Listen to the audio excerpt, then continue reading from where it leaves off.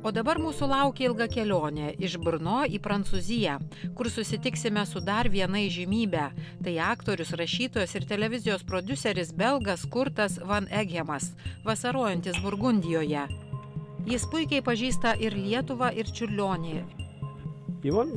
Norite, kad savo gimtąją kalbą prisistatyčiau ir papasakočiau, kuo užsiimu? Gerai, pradėkime. Mijn naam is Kurt Van Eghem.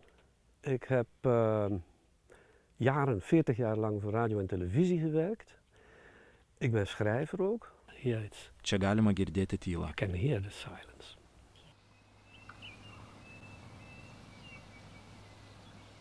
Beautiful Burgundy landscape is just inspiring. Gražus Burgundijos kraštovaizdis įkvepia. Jis nepanašus į Lietuvos, bet pasižvalgius aplink užplūsta panašus ramybės jausmas. Nuostabi tyla, labai ramu.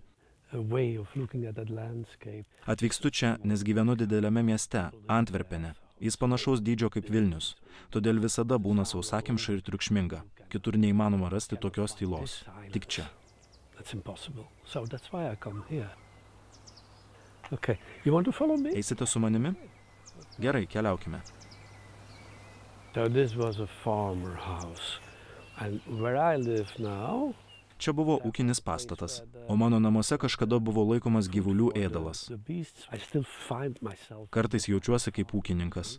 Because it's good that you came today, because yesterday was a lot of sound. Gerai, kad atvykote šiandien, nes vakar buvo daug triukšmo. Pro čia važinėjo mūsų ūkininkas ir tvarkė savo žemę. Triukšmavo, bet tik vieną dieną. But that's only one day. Siūly kaimelio tyloje kalbamės apie Čiurlionį. Kokiomis aplinkybėmis Kurtas jį atrado? Oh, open this so that you can look through it. Reikia įplėšti, kad pro tarpelį matyčiau. Štai taip, supratau. But I can't do that. Bet man nepavyksta. You see, you know what I can. Žinote, ką moku? I will show you something.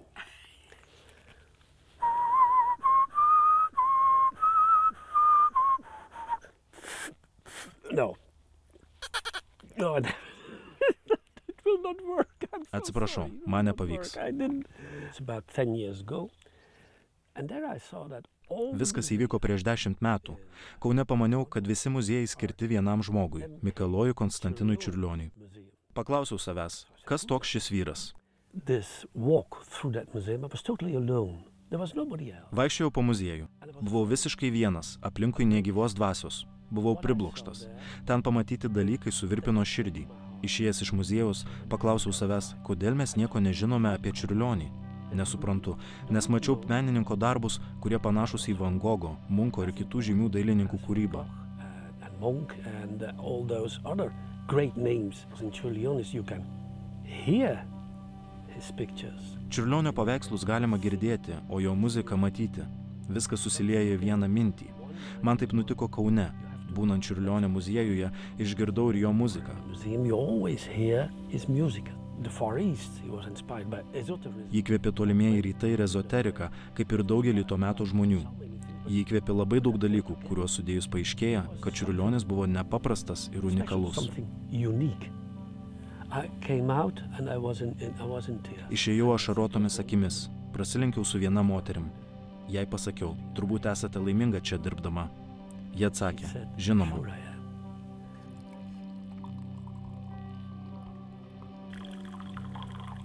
And in those days, Vilnius and surely Kaunas was far away. Tais laikais Vilnius ar Kaunas buvo toli nuo vakarų. Žanas Polis Sartras lankėsi Lietuvoje, matė jo kūrybą ir gyrė Čiurlionį. Bet jis buvo vienintelis, nes tais laikais niekas nekeliaudavo į Lietuvą. Todėl Čiurlionio darbai neiškeliavo į užsienį, taigi dabar kelionės pradžia. O vėliau jis kils į aukštumas, nes Čiurlionio vieta štai ten. His place is over there. That Lithuania didn't exist for the Western people. Lietuva pasauliui neegzistavo, buvo tik Rusija. Okupuota Lietuva buvo Rusijos imperijos, vėliau ir Sovietų sąjungos dalis. Jeigu Čiurlionis būtų gimęs Paryžiuje, Amsterdame ar Briuselyje, jo vardas būtų tarp garsiausių vardų, bet manau, kad jis tikrai dar išgarsės. Jis vienas He geriausių. will become a big name. I'm sure about that. A year before that everything went wrong in his head. Likus metams iki jį ištikusio nervinio sutrikimo, jis buvo laimingiausias vyras pasaulyje. Čiurlionis buvo įsimylėjęs. Buvo nuostabi vasara, jis nuolat tapė paveikslus ir kūrė muziką.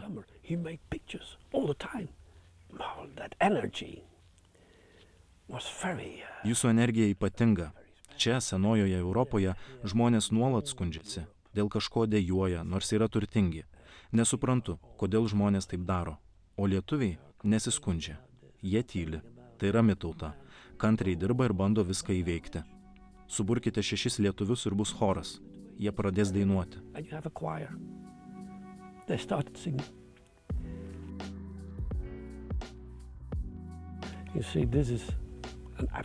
Kaip matote, šį abstraktų paveikslą Čiurlionis nutapė 1904 metais. Tuomet Kandinskis dar nekūrė abstraktaus meno, o šis jau buvo sukurtas. Šis man labai patinka. Labai gražus paveikslas. Daug gražių darbų.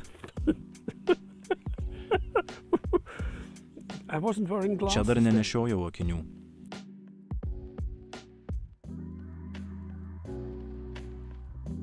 Su Kurtu van Eghemu keliaujame į viduramžių Oteno miestą, romėnų sukurtą kalnakasiams. Tai buvęs įtakingas kultūros centras, prilyginamas Romai, iki šiol išlikusi didžioji dalis miesto apsauginės sienos. Apžiūrėsime miestelio įžymybę, kuri regis apsaugos mus ir nuo vidurdienio kaitros. Tai 12 amžiaus šedevras – Šventojo Lozoriaus katedra. Virš pagrindinio įėjimo pusapskritimis timpanas ir skulptoriaus Gisleberto gyvenusio prieš beveik 1000 metų paskutiniojo teismo scenos. Kairėje dangaus karalystė, dešinėje pragaras. Ši kompozicija rašto nepažinojusiai visuomeniai tada turėjo ir šviečiamąją funkciją. Čia pavaizduoti zodiako ženklai, metų laikai ir žemės ūkio darbai. Ten matote Hoc Fecit Gislebertus. Tai pirmasis šventas meno kūrinys, pasirodęs vakarų istorijoje. Pažvelkite į tuos žmonės ir pagalvokite apie Čiurlionį, jo laidotuvių simfoniją. Šioje paveikslų serijoje galima įžvelgti žmonės. 7 paveiksluose vaizduojama gedėtojų eisena į kapines. Žvelgdamas į jo kūrinius, pastebiu pasikartojimų. Tai pasaulinės istorijos paminklas.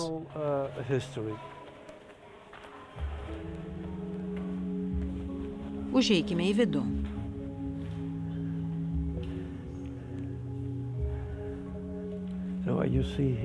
Kaip matote, katedra tarsi prasiveria, lyg būtų vartai į rojų. Kurtas sako netikintis Dievu, bet tikintis gerais darbais. Tai jo gyvenimo prasmė.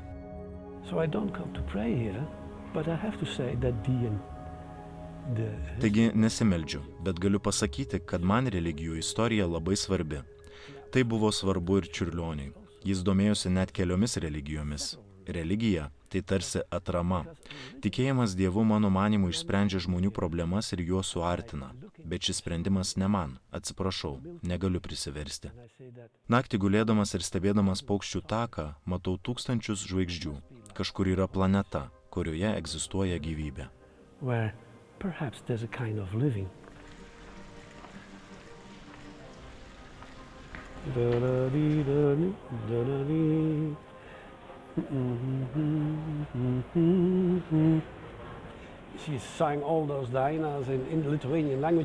Čiurlionis dainavo lietuviškai, nors nemokėjo kalbos.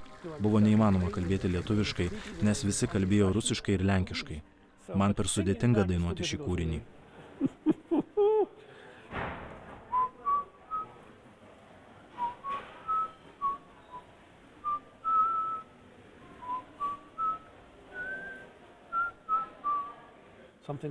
Kažkas tokio.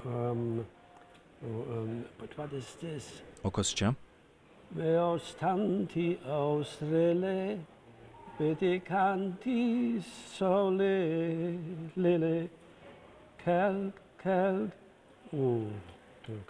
Gerai, man per sudėtinga.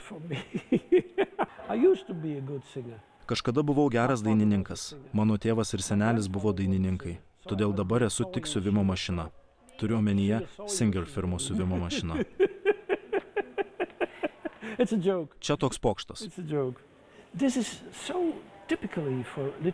Tai būdinga lietuviams. Kaip sakiau, suburkite 6 lietuvius ir bus choras. Jie pradės dainuoti, tai būna visada, o mes savo šalyje nekokie dainininkai. Jaunystėje dainuodavome per Kalėdas.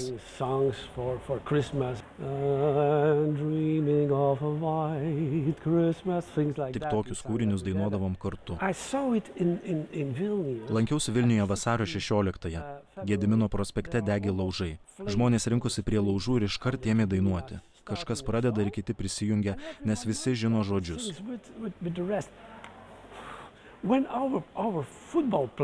Pavyzdžiui, mūsų futbolininkai, dalyvaudami Europos futbolo čempionate, tik stovėjo ir murmėjo.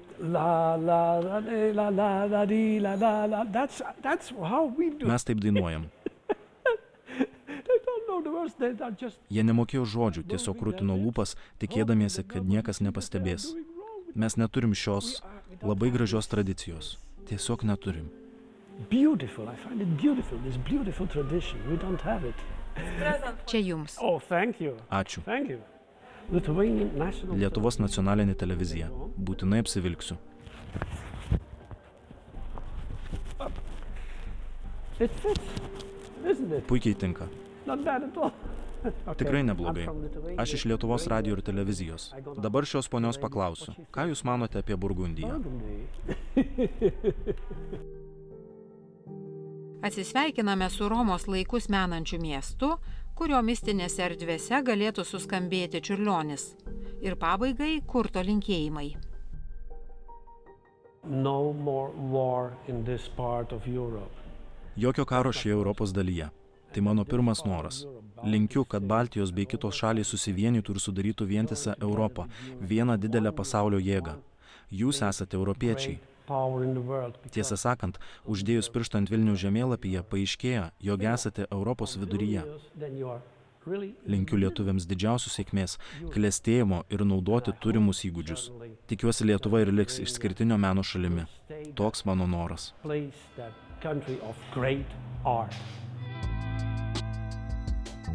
1, 2, 3, 4, 5, 6, 7, 8, 9, 10. Jei kalbėsiu per stipriai, tai erzins klausytoją. Ne, tai ne Monė, nei Pikasas. Lietuvoje yra piramidžių? Čiurlionio nežinojau. Galėčiau jį lyginti su Rilke. Je me suis réveillée soudainement et j'ai été stupéfaite. Tant d'eau calme, claire et transparente.